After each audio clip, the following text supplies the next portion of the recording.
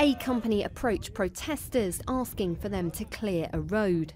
In this serial, the political extremists acted out by Hungarian troops are being hostile to U4 and have seized some of their staff. They said absolutely no way, there's no way we're moving, there's no way you're getting through. So we said, right, well, we can offer you this, this and this, and they said no. I said, okay, well, we're going to come back in 15 minutes and forcibly remove you.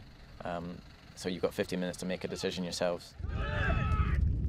Riot gear on, A Company face a growingly hostile crowd who do not want to move.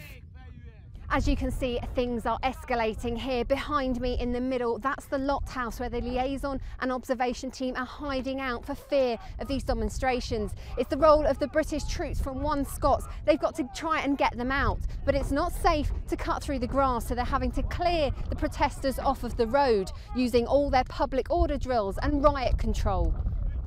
The training serial is a whirlwind of events.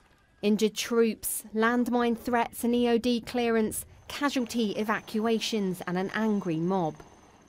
And in the middle of this, the soldiers must keep their cool. It's very easy for guys to get the heat up and trying to get caught up in the moment. So it's the real difficulties for the team commanders trying to draw the guys back in to the line when required and have that discipline. Afghanistan has dominated British operations over the last 13 years. But many of the skills troops now have to learn are a world away from Helmand, or have to be adapted in a very different way. It's difficult to get away from the Afghanisms that we've all come to know, and well, it's obviously been in theatre for so long now. Coming out here, the threats are different, the environment's different, and obviously in general the people are different here, so it's different religions and things like that, so we have to tailor our training and obviously our stance to suit the area. So yeah, it's difficult to get away from the Afghan side of things. So however, we're always learning as a search team, and obviously all the other Cat Badgers are learning at the same time.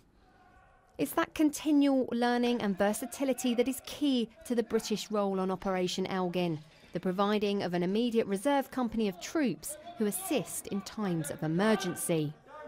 When deploying to Afghanistan, we would have known where we were going, how long we were going for and what we'd be doing there, so we could do mission-specific training before it. We don't know with a contingent operation if we will deploy, we don't know when we'll deploy, where to or what we'll be doing. So we have to be ready for a wide variety, a wide spectrum of potential operations. As I mentioned, either the delivery of aid, peace support operations or assisting in capacity building for the armed forces of Bosnia. Last month's flooding across the north of Bosnia-Herzegovina wrecked lives, homes and livelihoods. But it's the country's own armed forces who are picking up the pieces and developing the idea that they can do both military operations and support closer to home.